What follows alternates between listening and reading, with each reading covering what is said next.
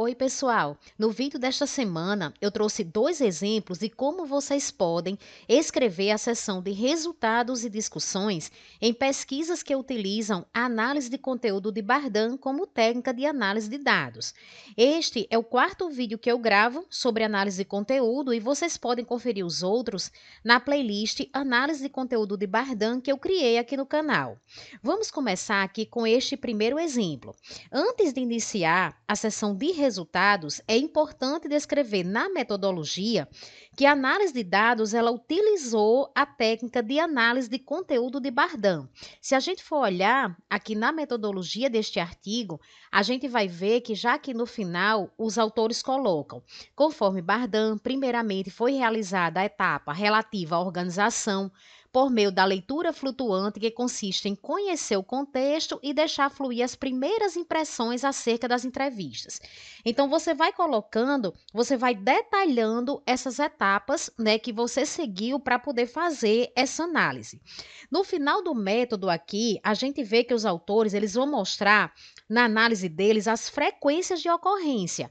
Veja que eles colocam assim: na última etapa foi realizada a categorização em que os temas, representantes de cada trecho da entrevista, foram reagrupados, tendo em vista as características comuns, realizando, por fim, análise de frequência de ocorrência dessas categorias. Essa forma aqui de mostrar a frequência de ocorrências é uma forma bem comum de apresentar os dados na análise de conteúdo. Você pode também, ainda aqui na metodologia, você pode justificar o uso dessa técnica. Você pode incluir, por exemplo, que a análise ela foi baseada na análise de conteúdo de Bardan, porque essa técnica ela permite uma análise sistemática e objetiva do conteúdo para a interpretação de dados qualitativos. Então, se você quiser justificar a escolha dessa técnica, você já pode incluir essa informação aqui também na metodologia. Agora vamos ver uma forma de organização que você pode adotar para estruturar os seus resultados. Inicialmente, aqui nos resultados, os autores eles apresentaram alguns dados quantitativos e logo em seguida vemos as 4 categorias que foram formadas. Eles colocam, após identificação dos elementos temáticos, estes foram agrupados em 4 categorias: justificativa para adoção de práticas não invasivas de rejuvenescimento, características, interação social e profissão. Se você tem dúvidas sobre como codificar entrevistas ou documentos para criar aqui as categorias, confira os vídeos que eu vou deixar na descrição abaixo sobre codificação e categorização, que fazem parte da playlist de análise de conteúdo aqui do canal. Neste exemplo, os autores eles apresentam as categorias por meio de um mapa. Em outros artigos, vocês poderão ver também, por exemplo, redes.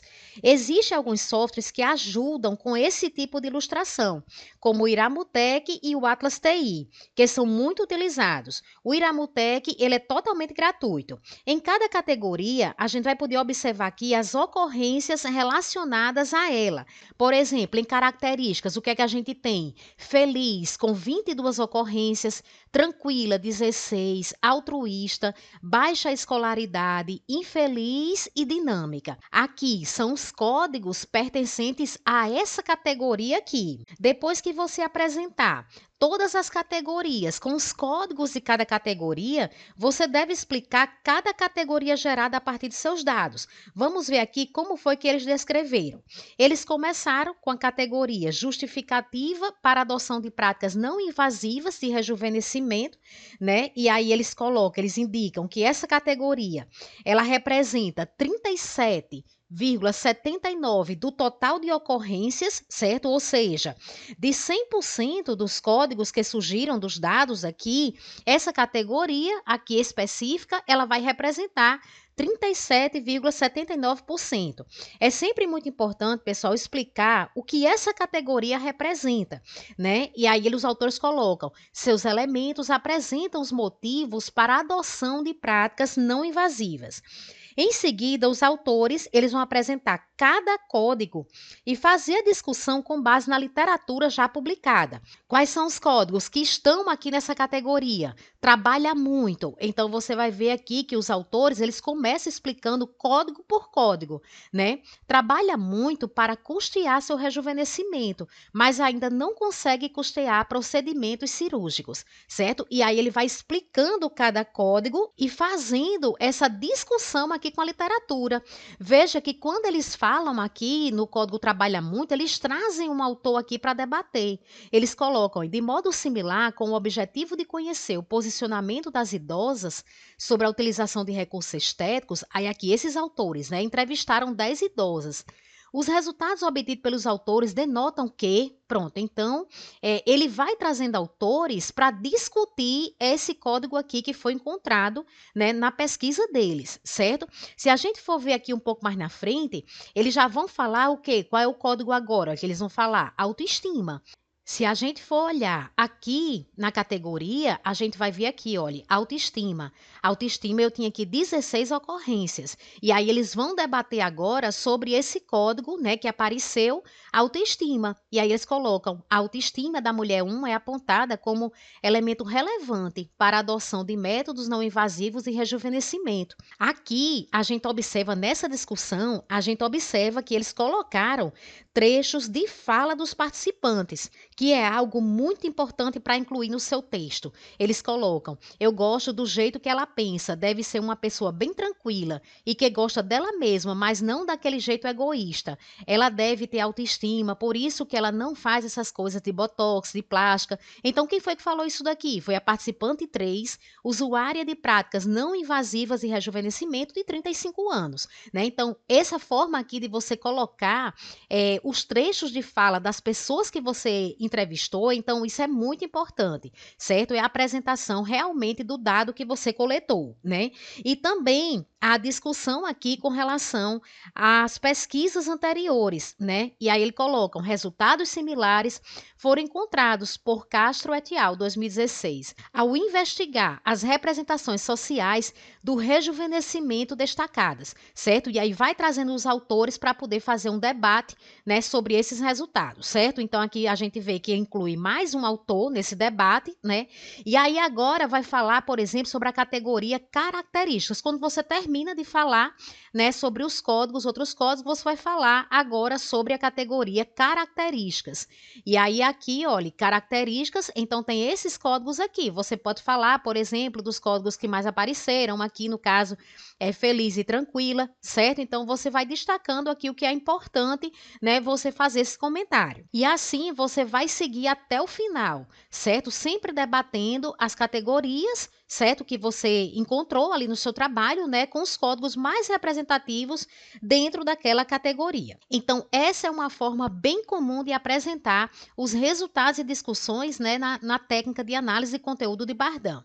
O nosso segundo exemplo, ele apresenta uma organização diferente, que também pode ser uma opção para você estruturar seus dados, né? Então, esse artigo aqui desses autores, ele realizou uma análise quantitativa e qualitativa, mas vamos nos concentrar aqui na questão da análise qualitativa, né, que é o assunto aqui do vídeo. Então, aqui, já nessa parte de análise de dados na metodologia, os autores explicam como a técnica foi aplicada para análise dos dados, né? Então, já vimos no primeiro exemplo que é importante você descrever sobre a análise de conteúdo na metodologia antes de iniciar a sessão dos resultados.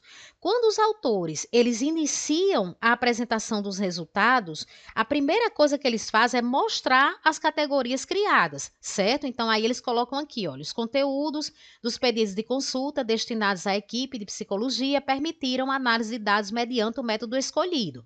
Foram identificadas 7 categorias, e aí ele vai citar aqui as 7 categorias, certo? E depois o que é que ele vai fazer? Explicar cada categoria, né? E aí ele coloca as 7 e diz, constituídas pelos temas mais recorrentes e significativos que caracterizaram os motivos dos pedidos da consulta psicológica realizados pelas equipes de assistência multiprofissional. Nos próximos parágrafos, as 7 categorias serão explicitadas. Então, quando você for iniciar a sessão dos resultados, você pode informar a quantidade de categorias, né, e o título que você deu a cada categoria dessa. E aí ele começa a descrever aqui cada categoria, certo? Observando aqui, por exemplo, essa segunda categoria, né, que eles criaram, vemos que eles colocam o título da categoria, aqui perdas, eles descrevem brevemente o que essa categoria representa. Então eles dizem: a categoria perdas fornece descrições sobre as perdas de entes queridos vivenciadas pelos pacientes ou por seus familiares. Isso é super importante, você dizer o que aquela categoria ela realmente representa. E aí, em seguida, eles apresentam os códigos dentro dessa categoria, certo? Os códigos destacados nessa categoria aqui foram: contém informações sobre identificação da perda, modo da perda, tempo desde a perda e repercussões dela. Após citar os códigos que apareceram aqui, os códigos relevantes daquela categoria, você vai explicar cada um, certo? E aí eles colocam, olha, a identificação da perda, então era o primeiro código, ó, identificação da perda, contém as informações sobre qual ou quais foram os entes queridos que o paciente ou familiar perderam. Já o modo de perda trouxe, então já está explicando aqui, olha, o que é que significa esse segundo código. Neste exemplo, pessoal, os autores, eles abordaram os códigos aqui de uma forma mais geral e fizeram a discussão em um tópico separado. Se a gente for olhar aqui, a gente está na página 5, mas se a gente for olhar aqui na página 8, a gente vai ver que eles começaram a discussão aqui.